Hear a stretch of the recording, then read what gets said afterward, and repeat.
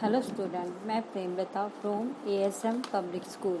आज की क्लास में हम बाल राम कथा पुस्तक के पाठ 1 व 2 का अध्ययन करेंगे। वाल्मीकि रामायण पर आधारित बाल राम कथा में श्री राम के जीवन के बारे में बताया गया है।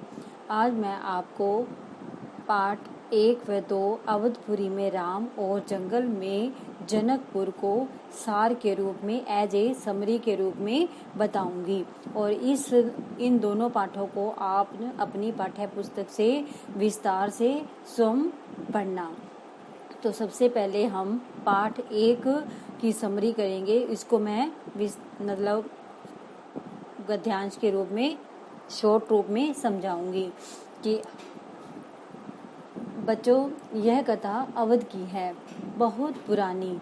अवध में सरयू के किनारे एक बहुत सुंदर नगर था जिसका नाम था अयोध्या। बहुत ही सुंदर, देखने योग्य।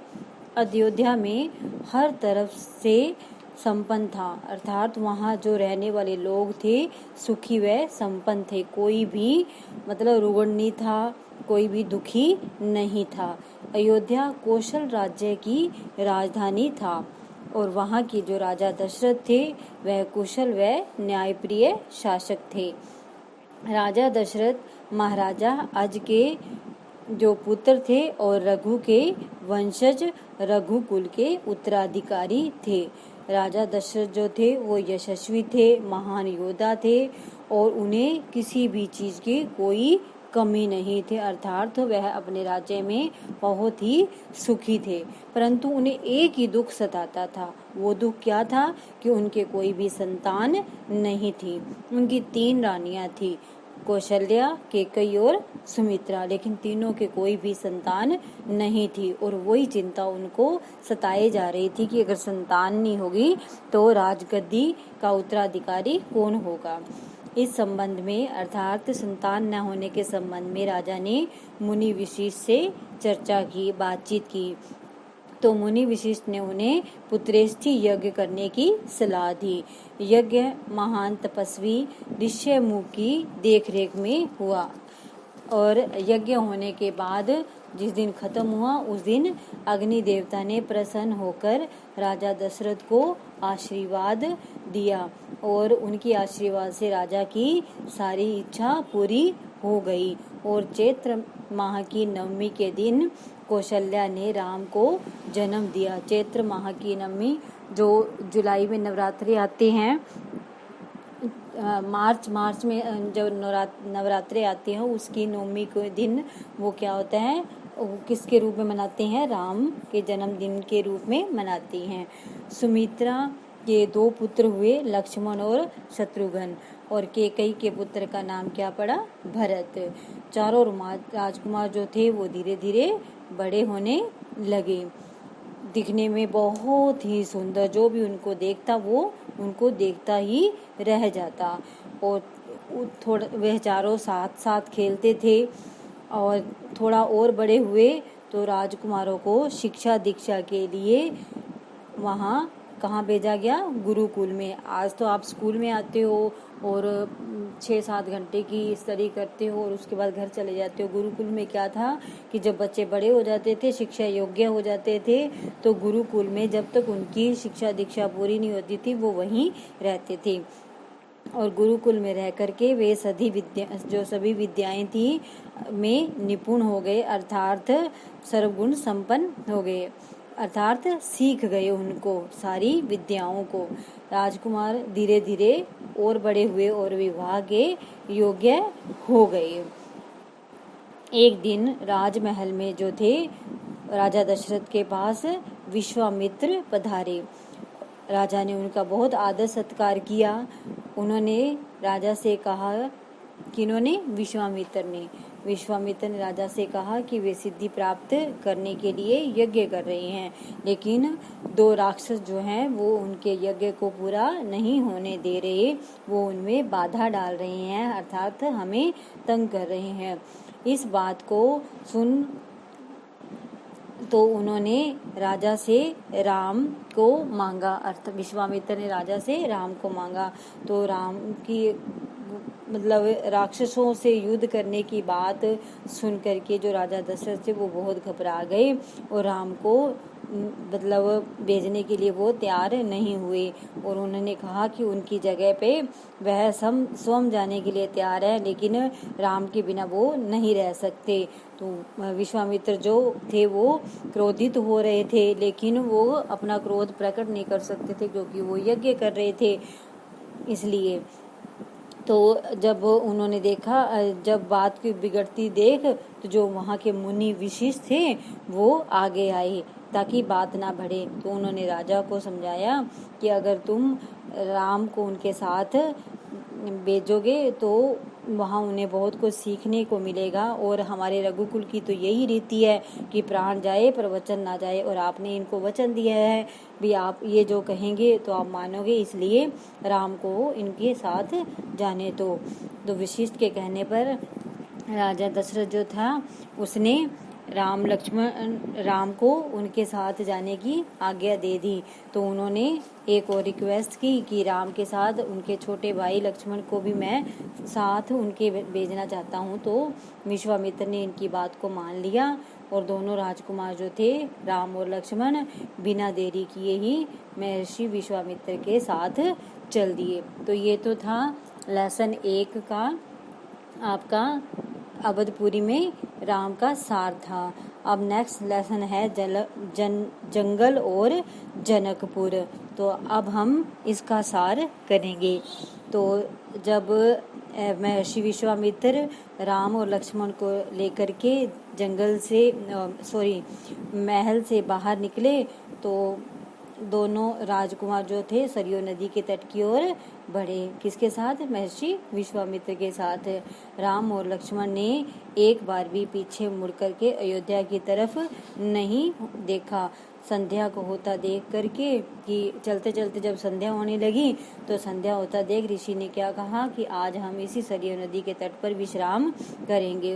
उन्होंने कहा कि मैं तुम दोनों को कुछ विद्याएं भी सिखाऊंगा। और उसी सरयू नदी के तट पर उन्होंने जब मुंह हाथ धो करके विश्राम करने के लिए बैठे तो ऋषि विश्वामित्र ने राम लक्ष्मण को बला और अति बला नाम की 2 विद्याएं सिखाई।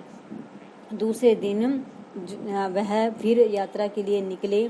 उस दिन की यात्रा बहुत कठिन थी, जंगलों से होकर पार करनी थी और नदी पार जंगल इतना घना था कि वहाँ ना तो सूरज की रोशनी जाती थी और जंगलों में जानवरों की भयानक आवाजें थी। तो उन आवाज़ों को सुनकर के विश्वामित्र ने राम और लक्ष्मण को आश्वस्त करते हुए कहा कि ये जंगली जानवर तो किसकी जंगल की शोभा है, जो असली खतरा है वह तो ताड़का राक्षसी से है और जो तुम्हें सदा के लिए मिटाना है, अर्थात उस ताड़का राक्षसी को तुम्हें मारना है।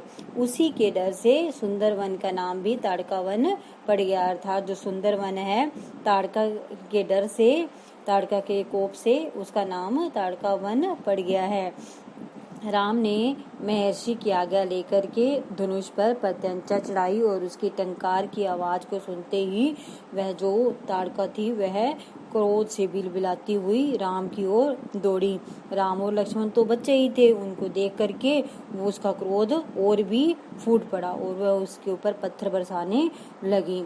ऐसा देख राम ने क्या किया, उसके ऊपर बाण चलाए, बहुत बाण चलाए और वह बेहोश हो गई और एक बाण उसके हृदय में जाकर के लगा और उसका अंत हो गया। किसका? ताड़का का अंत हो गया, अर्थात वह मर गई। विश्वामित्र ने ताड़का वध से प्रसन्न होकर के जब राम ने ताड़का का वध कर दिया तो उससे प्रसन्न होकर के विश्वामित्र ने उन्हें 100 तरह के अस्त्र और शस्त्र दिए और साथ में उनका प्रयोग करने की विधि भी बताई। और फिर उन्होंने आगे चल करके अपना अनुष्ठान आरंभ किया, यज्ञ आरंभ किया। और जिस दिन यज्ञ का अंतिम दिन था उस दिन जो सुबाहु और मारीच नाम के 2 राक्षस थे वह अपनी सेना के साथ उन्होंने क्या कर दिया, आक्रमण कर दिया, आश्रम पर आक्रमण कर दिया। और राम के धनुष से मारीच, क्योंकि वो तो खड़े ही थे वहाँ रक्षा करने के लिए कि यज्ञ सफल हो जाए, तो राम ने अपने धनुष से मारीच को मूर्छित करके दूर जाकर गिरा दिया और दूसरे बाण से सुबाहु को भी मार डाला। जब यज्ञ पूरा हो गया, अनुष्ठान पूरा हो गया, तो महर्षि ने क्या कहा कि राम लक्ष्मण को कहा कि तुम दोनों भाई जो है अब मेरे साथ कहाँ चलोगे, मिथिला नगरी चलेंगे। तो वे गौतम ऋषि के वहाँ से वह मिथिला नगरी की ओर चल पड़े और रास्ते में वे गौतम ऋषि के आश्रम से होते हुए मिथिला नगरी पहुँचे, अर्थात गौतम ऋषि से मिल करके वह मिथिला नगरी पहुँचे। मिथिला नगरी का राजा जो क्या था, जनक था, और वह बहुत ही उन्होंने राजा जनक ने उनका बहुत, विश्वामित्र का और राम लक्ष्मण का बहुत अच्छे से स्वागत किया। और जनक ने जब उनसे उनकी सुंदरता को, राम लक्ष्मण बहुत ही सुंदर थे, तो उनको देखते ही रह गए। तो राजा जनक ने उनसे पूछा विश्वामित्र से कि ये कौन है। तो विश्वामित्र ने कहा कि ये राम और लक्ष्मण है और आपका अद्भुत धनुष मैं इन्हें दिखाने के लिए अपने साथ लेके आया हूँ। तो रात में उन्होंने एक सुंदर उद्यान में उनके रात के ठहरने के लिए जगह दे दी। और अगले दिन सभी जो लोग आमंत्रित थे, ऋषि मुनि राजकुमार जो थे, वो यज्ञशाला में गए।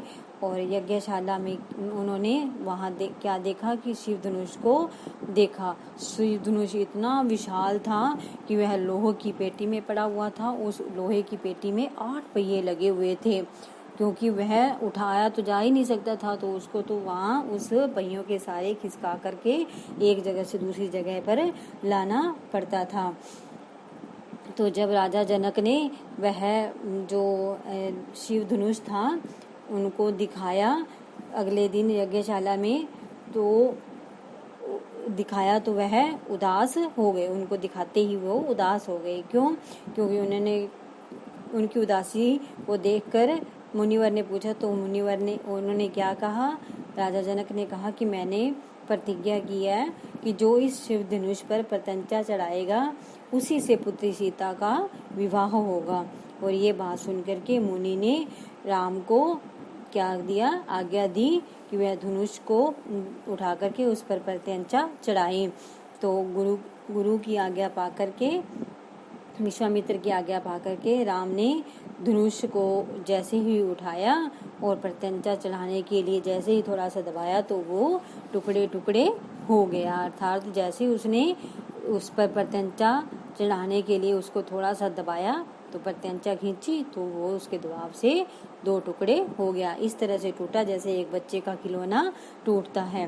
तो उसको देख करके जो राजा जनक थे बहुत ही खुश हुए कि क्योंकि उनकी प्रतिज्ञा पूरी हो गई थी। तो राजा जनक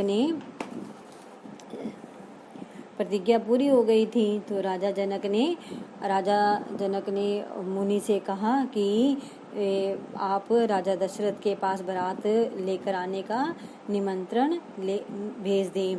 तो राजा दशरथ के पास राजा संदेश मिलते ही, राजा दशरथ को जब ये संदेश मिला तो संदेश मिलते ही राजा दशरथ पूरी तैयारी के साथ बारात लेकर के मिथिला पहुंच गए, अर्थात राजा जनक की नगरी में पहुंच गए। विवाह से ठीक पहले विदेह राजा जो थे, राजा जनक थे, उन्होंने महाराजा दशरथ से क्या कहा कि उनकी जो छोटी पुत्री है उसका विवाह लक्ष्मण से हो जाए और मेरा छोटा भाई है कुशध्वज, उसकी भी 2 पुत्रियां हैं, मांडवी और श्रितकीर्ति, ठीक है, तो कृपया उन्हें भरत और शत्रुघ्न के लिए आप स्वीकार कर लें। तो राजा ने ये प्रस्ताव सुना तो बहुत खुश हुआ और उसने ये प्रस्ताव को सबके लिए स्वीकार कर लिया। और चारों भाइयों की वहाँ क्या हो गई, एक ही मंडप में शादी हो गई। और कुछ दिन वहाँ बारात जो है जनकपुरी में रुकी और फिर वह जो राजा दशरथ थे अपने पुत्र और रानियों को पुत्र और वधुओं को लेकर के वह अयोध्या में पहुंच गए। और जो वहाँ रानियां थी कौशल्या, कैकेयी और सुमित्रा, उन्होंने अपने पुत्र और वधुओं की बहुओं की आरती उतारी, सबने फूल बरसाए और यह जो उत्सव था उनकी शादी का, वो अयोध्या में कई दिनों तक चलता रहा। तो ये तो था बच्चों आपके बाल राम कथा के पाठ 1 और 2 का सार। तो आपने इस पाठ को अपनी पुस्तक से बहुत अच्छे से पढ़ना है। यह एक रामायण है राम के जीवन के बारे में, तो इनसे आपको बहुत कुछ सीखना है। Thank you and